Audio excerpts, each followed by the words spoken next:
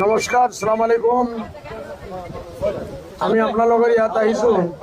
মোৰ এটা ইচ্ছা আছে, যদি কিছু মানুহে আপোনালোকে ইয়াত আছে সবেই ভূপেন হাজৰিকাৰ গানটো জানে, মানুহে মানুহৰ ভাবে, যদি এই গানটো গাই আপোনালোকে প্ৰগ্ৰামটো আৰম্ভ কৰে, মই বহুত খুশি হ'ম।